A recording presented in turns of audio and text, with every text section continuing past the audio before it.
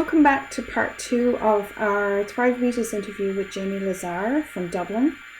And Janie was misdiagnosed with type 2 diabetes in 2016, but was correctly diagnosed in 2019 with LADA, or type 1.5 diabetes as it's sometimes known, through a very dramatic A&E hospital admission. So Janie, can you talk us through this new diagnosis? Okay, it was a bit of a bombshell to be in hospital in the first place. I'm one of those people who just doesn't know what to do. I'm a bit like a baby, really, you know. And I was in there for about 8 days, and the diagnosis wasn't confirmed. They felt it was going to be type 1 at this stage. Mm-hmm. So it was really a question then of, well, you're now on insulin, and it was being administered for me. And then getting used to, I think on about day 8, then going home with my little kit. Okay. And I think I said to you before, it felt a little bit like, I'm not a parent, so I don't know, but I suddenly had this baby to take care of, but the baby was actually me, and I was in control, and I didn't know what to do with it, really. Yeah. The diabetic centre in St Michael's in Dunleary are superb. They were always available to me. I was in and out with for regular updates, consultations, how to do things. They were superb. But before I went down to the ward, I had a conversation with the Dr. Mari Buckley that night or that morning. And just as she was walking away, I just said, I feel I need to have a conversation with you, and these things may be relevant, they may not be. But I feel I need to tell you a little bit about my past medical history, and also bits in the family. May be relevant, may not be. Mm-hmm. So, to cut a very long story short, I just said, when I was in my early 40s, I had uterine cancer, radiotherapy, so a full hysterectomy. I've never looked back. My father had stomach cancer. My sister in New Zealand had a liver transplant some years back. As a family, we have a tendency towards ulcerative colitis. There are other autoimmune issues in our family. Essentially, we've got crap family genes. And that said, we're all like Welsh Mountain pit ponies until we don't do colds or anything. And it's when something happens, it's serious. Yeah. And so she said to me, well, have you ever had a colonoscopy? Which I'm thinking, crikey, no. Cut a again, keeping the story short. She said, well, I'll arrange for that. I'll arrange for that. So it was around the June, July, I began a series of investigations. A colonoscopy, which they couldn't complete. It obviously caused me great distress, even though I was under sedation. Unbeknownst to me at the same time, they did an endoscopy. Okay. So over July, and then I had what they thought was a nodule on my esophagus, had that removed. Meanwhile, different biopsies are going on. I'm in London in the August and get a phone call to say, could I, on my return, go to see Professor Reynolds at St James's? Well, the first thing you do is Google. Mm-hmm. Yep. Who is he? One of the top specialists in esophageal cancer. Oh my gosh. Yeah. So meanwhile, I'm thinking in October, I've got a big event to plan.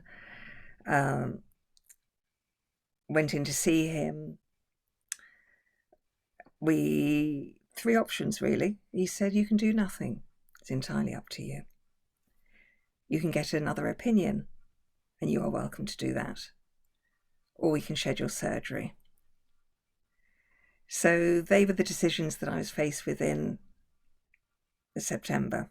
Mm-hmm. So quite simply arranged the surgery. So it was, if you like, fast tracking over the summer between something that was essentially Barrett's esophagus to Yeah. maybe it's a nodule, then it's early stage cancer. Only afterwards did I realize that it was actually stage 2. Oh, okay. So it's again gradual disclosure of information. So came home, recovered from all of that, and that's a story for another time. But what happens then is, as a diabetic, because this is pretty key, diabetes to me has to take precedence over everything. Yeah. And I think that's the learning for us all, that we control it or it controls us. Yeah. But there are, And I totally agree with that. If we don't take care of that, then we can't take care of anything else, because it inhibits our ability to do stuff. So yeah, I totally agree with that. so if I can sum it up, because I've had to learn how to paraphrase it for family and friends. How do you manage it? Because nobody really understands diabetes to start with. They don't understand this second cancer that I've been through and the impact it has on my diabetes. Mm-hmm. And then also as a family who are prone to ulcerative colitis, which essentially means you can have to run to the toilet quite a lot. Yeah. So it's a question of daily recalibration. We know that as diabetics, we calibrate on an almost hourly basis, if not more. And I'll come on to the Dexcom G6 that I have on my phone that is just brilliant. That was Mm-hmm. last week's progress. But essentially, as a diabetic, having been through esophageal cancer, I have to manage my food intake, how it travels through my body, because I now have, they removed a chunk of my esophagus, moved my tummy up, so my tummy is smaller. Okay. And then, if you like, food intake, food transit, and then because I have a bowel weakness in effect, The output. food exit. Yeah. So it's a bit tricky, but now I feel absolutely fine managing it. Goodness. I'm about to do the Daphne course in November in person, which I'm delighted, really Excellent. delighted to be able to Yeah. do. As I say, the team at St. Michael's have been fantastic. I think getting the G6, what prompted that really was the fact that I'm not one of the younger generation, of the older vintage, and I live on my own. Okay. So I think for anybody who is wanting encouragement on applying for it, then to stress that it does worry you, that you live on your own. And I think they just picked that up from my records. I said, Okay. hypos happen, but I manage them. So they have put me forward for this, which I've now got my little sensor. And the helpline at Dexcom were terrific, absolutely terrific. They spent about an hour on the phone making sure that my phone's set up. I'd already downloaded the app, but that the settings were good, and instructed me how to affix the sensor. Mm-hmm. So I've yet to change it. This is my very first First. period.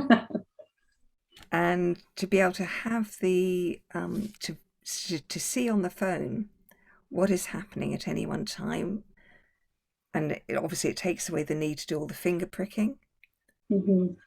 which as a diabetic, we all know that we become adept at doing things. At first we Yeah. hide it on the table, and then we just check our bloods wherever we are and inject wherever we are. Yeah. But even though we can finger stick check anywhere, anytime, and do it as often as required, you could never do it enough to get the kind of information that you get on a CGM, which is for me the most valuable part of having glucose monitoring on your phone. Yeah. And Yeah.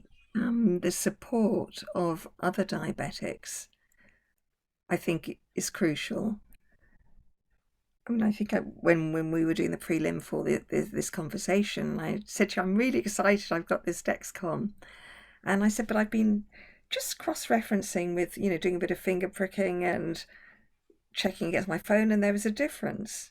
And you explained that to me, and you'll probably give a better explanation now, maybe to Yep. others.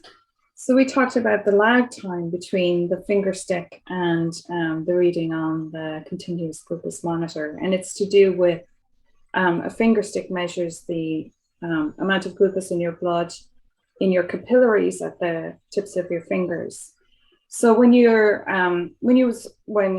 body is processing glucose, the first place it goes to is your intravenous blood supply system, and then it goes out to the capillaries, which are in the fingers and toes and all the small vessels. And I'm probably using incorrect medical terminology here, but I don't care. It's what makes sense to me.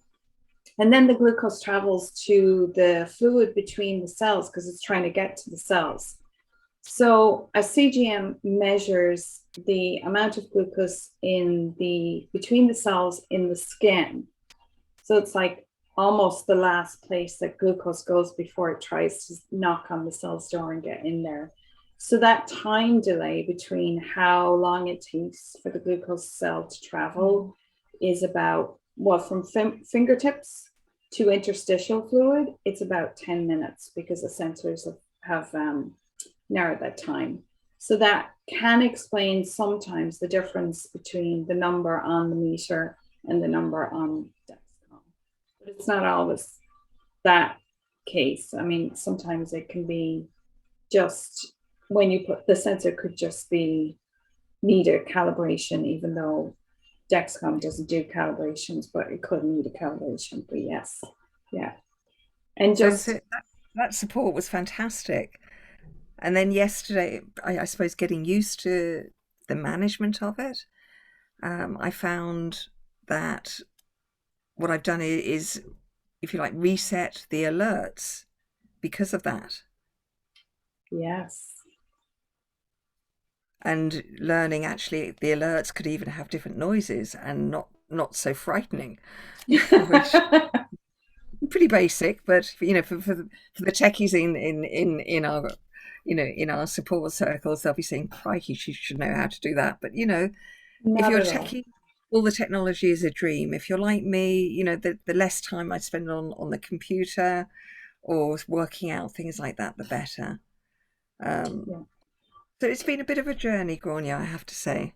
Definitely. And I won't say it is interesting, whether that's good or bad for you, either way. But I mean, I was thrilled that you reached out to me because I didn't mention this, but we hadn't met before and I didn't really know much about you. So having the opportunity to talk to you and get to know you better has been fantastic.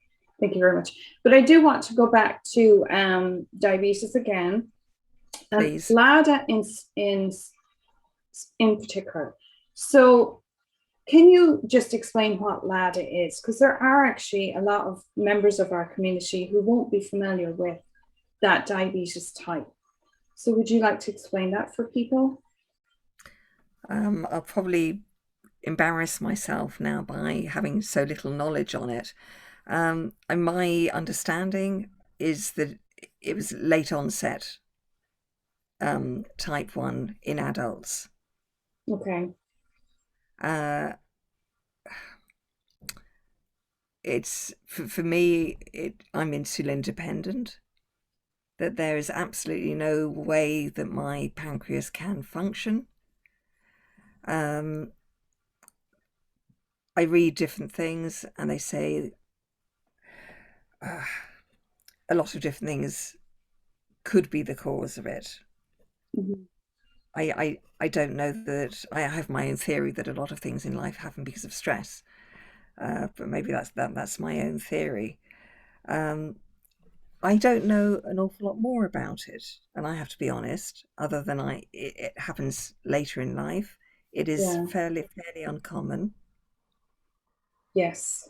Yeah. I've read quite a bit because a lot of the diabetes bloggers I follow globally, several of them actually in recent years were misdiagnosed with type 2 and then eventually Yeah. diagnosed with LADA.